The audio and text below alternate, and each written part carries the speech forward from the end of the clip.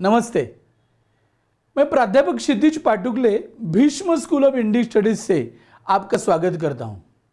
आज हम लोग masters in Indian knowledge system, भारतीय ज्ञान प्रणाली में मास्टर्स अभ्यासक्रम, इस अभ्यासक्रम की चर्चा करेंगे।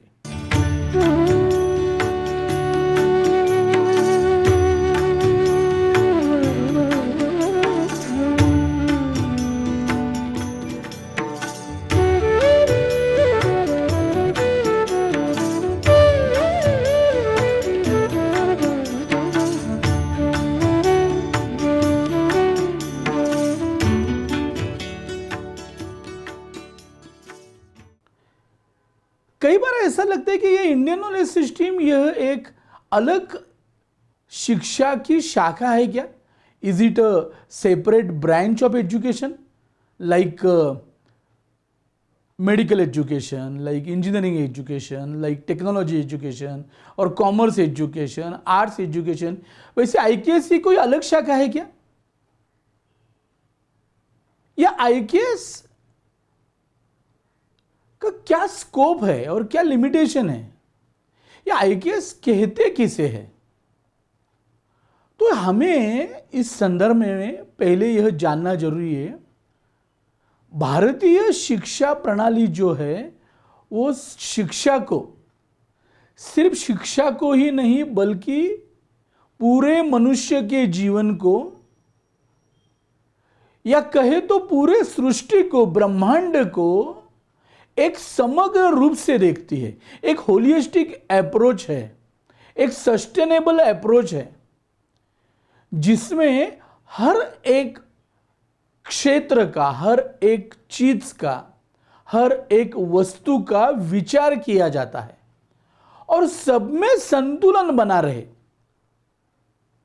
सब में बैलेंसिंग हो और फिर उस बैलेंसिंग के आधार पर सबका जीवन व्यतीत हो, सबको आनंद मिले, सबको विकास मिले। इस तरह का विचार यह भारतीय शिक्षा प्रणाली में, आईकेएस में मुख्यत्व रूप से किया जाता है। इसका जो हम लोग इसका पृथक्करण अगर की नज़र से इसको देखते हैं तो इसको एक भाग इसका तत्वज्ञान का भाग है, विचार का भाग है, और दूसरा भाग है जो एप्लीकेशन का है, प्रयोग का है, वास्तव में जीवन में लाने की पद्धतियों का है। तो जो तत्वज्ञान का भाग है उसे विद्या कहा जाता है, 14 विद्या या फिर 18 विद्या, 4 वेद, ऋग्वेद, यजुर्वेद, सामवेद, अथर्ववेद, उपवेद, स्थापत्य वेद, गंधर्व वेद, धनुर्वेद, आयुर्वेद, और फिर वेद, वेदांग, दर्शन, उपनिषद, इन सबको इकट्ठा करके इनको विद्या कहा जाता है, इनको तत्वज्ञान कहा जाता है, इनको फिलॉसफी कहा जाता है। और फिर जो 64 कलाएं हैं, वो कला, कई बार ऐसा होता है हमको लगता है कला का मतलब सिर्फ म्यूजिक है या डांस है या थिएटर है या पेंटिंग है, लेकिन कला का मतलब इतना सीमित नहीं है। कृषि यह भी एक कला है, कारपेंट्री यह भी एक कला है, स्मिथी यह भी एक कला है। जीवन में जो दैनंदिन जीवन में लगने वाले हर एक प्रकार के कौशल्य को कला कहा गया है।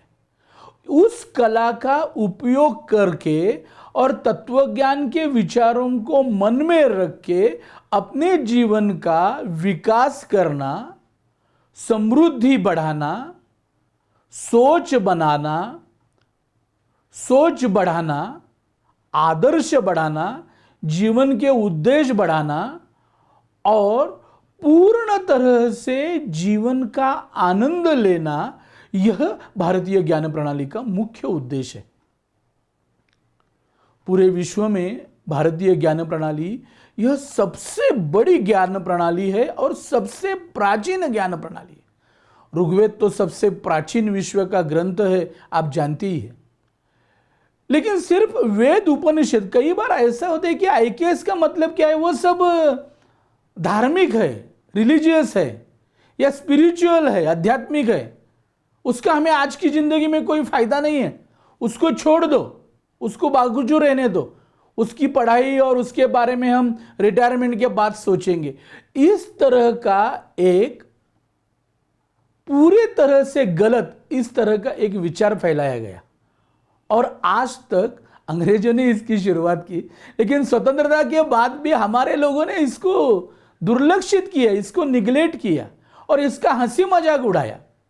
लेकिन आज पूरे विश्व की समस्याओं को जब हम देखते हैं तो हमारे आदरणीय जो शिक्षा मंत्री है भारत सरकार के, केंद्र सरकार के, उन्होंने भी यह प्रतिपादन किया है कि Indian knowledge system is having solutions for all world challenges, all world problems. तो इस तरीके से अगर हम इसको देखते हैं तो हमें इसमें कितना बड़ा स्कोप है इसका अंदाजा आ जाएगा। तो पूरे दैनंदिन जीवन के लिए, विकास के लिए, हर तरह की समृद्धि के लिए इंडियन नॉलेज सिस्टम बना है। यह कोई अलग ब्रांच नहीं है, अलग विषय नहीं है। तो हर एक क्षेत्र में भारतीय विचार है। अब इंजीनियरिंग में लीजिए, पूरे विश्व का सबसे पहला इंजीनियरिंग और आर्कियोलॉजिकल ग्रंथ माना जाता है सम्रांगण सूत्रधार। राजा भोज, उज्जैन के राजा भोज ने इस ग्रंथ का निर्माण किया था। इसमें सब आर्कियोलॉजिकल और इंजीनियरिंग, कैसे इमारतें कैसे बनाई जाती है, महल कैसे बनाए जाते हैं, रास्ते कैसे बनाए जाते हैं, एवरीथिंग इज देयर। आप विष्णु पुराण को देखिए, विष्णु पुराण में सब वर्णन है, वहां से चित्रकला से लेके, शिल्प कला से लेके, यंत्र कला से लेके, आयुर्वेद से लेके, एग्रीकल्चर, खेती, कृषि से लेके जीवन के हर एक क्षेत्र को स्पर्श करने वाली कलाओं का, कौशल्य का, ज्ञान का जो स्रोत है, यह विभिन्न प्राचीन ग्रंथों में है। इन ग्रंथ, ये बहुत सारे ग्रंथ हमें संस्कृत भाषा में मिलते हैं। तो इसके लिए थोड़ा संस्कृत भाषा का ज्ञान होना जरूरी है। इसीलिए इस अभ्यासक्रम में हमने संस्कृत परिचय, यह एक सब्जेक्ट के रूप में हमने इसको इंक्लूड किया है। इस मास्टर प्रोग्राम में आप देखोगे कि वैसे तो इंडियन नॉलेज सिस्टम का स्कोप इतना बड़ा है, जैसा मैंने कहा कि इसमें 1 करोड़ से ज़्यादा स्क्रिप्ट्स, पांडुलिपियाँ उपलब्ध है। उसमें से सिर्फ 5% का अभी तक स्टडी हुआ है। तो इतना बड़ा ज्ञान का भंडार है, ज़्यादा से ज़्यादा इसके बारे में हमें ज्ञान मिले, यह इसका उद्देश्य है। और सिर्फ भारतीय ज्ञान परंपरा, इसका मतलब ये नहीं है कि भारत का IKS का मतलब ये नहीं कि सिर्फ engineering and science and technology जो थी भारत के, पुराने भारत में, सिर्फ उसका ही अभ्यास करना है। तो हर एक क्षेत्र में, आप संगीत के क्षेत्र में जाइए, आप नृत्य के क्षेत्र में जाइए, आप हेल्थ मैनेजमेंट के क्षेत्र में जाइए। आयुर्वेद में हम देखते हैं चरक है, वाग्भट है, सुश्रुत है। सबसे पहली प्लास्टिक सर्जरी यहाँ पे हुई थी। ब्रिटिश लोगों ने उनके युद्ध के बारे में, उनके एक रिपोर्ट में उन्होंने लिखा है कि जैसे मुंबई में एक सैनिक का, उसके नाक का जो ऑपरेशन किया था, प्लास्टिक सर्जरी, भारत के एक ऐसे ही गांव वाले आदमी ने की थी, उसकी एक स्टोरी का उसमें वर्णन किया गया है। तो यहाँ पे एक्सपर्टाइज जो था, कौशल्य जो था, वो समाज के हर एक क्षेत्र में, समाज के हर एक वर्ग के पास अलग अलग तरह का एक्सपर्टाइज और कौशल उसके पास उपलब्ध था। तो जैसा हम देखते कि इसके ओरिजिन कहाँ है, इंडियन नॉलेज सिस्टम की शुरुआत कहाँ से हुई, तो इसका बेस है वेद, उपनिषद, जिसको वैदिक नॉलेज हम कहते हैं।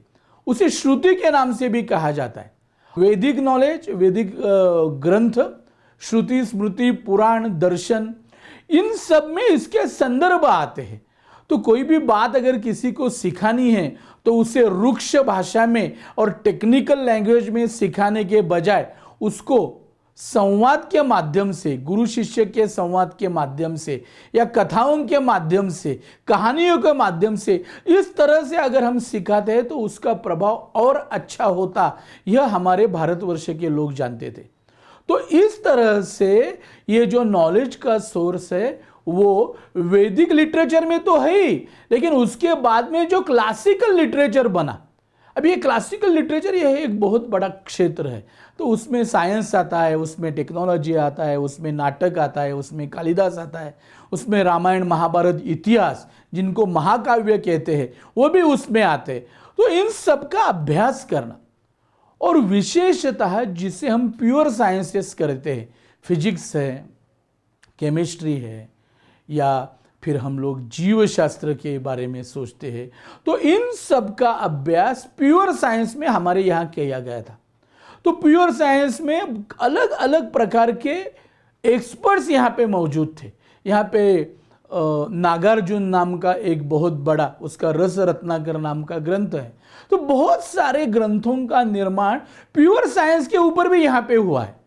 मैथमेटिक्स के बारे में हम लोग सब जानते हैं, ज्योतिष के बारे में, एस्ट्रोनॉमी के बारे में हम सब जानते हैं। आज भी किसी गांव में अगर आप जाते हो और किसी एक पंडित को पूछते हो कि उससे वो पंचांग देखकर आपको बताता है कि आज ब्रह्मांड की स्थिति क्या है, आज कौन सा नक्षत्र अभी चल रहा है, सूर्य किस जगह पे है, पृथ्वी किस जगह पे है, चंद्र कौन सी जगह पे, ये एक अपने एक छोटे से गांव में रहने वाला पंडित भी बता सकता था। यह इंडियन नॉलेज सिस्टम का महत्व था। इसके पीछे की जो धारणा थी वो मूलतः धर्म की थी। हमको सबको यह समझना चाहिए कि धर्म का मतलब रिलीजन नहीं है। रिलीजन एक संप्रदाय है, पंथ है, वो एक अलग प्रकार की सोच है। आईकेएस में वो विषय नहीं, लेकिन धर्म का मतलब क्या है कि हर एक का कर्तव्य, हर एक की नैसर्गिक कृति, हर एक की नैसर्गिक प्रवृत्ति, उसको धर्म कहा जाता है।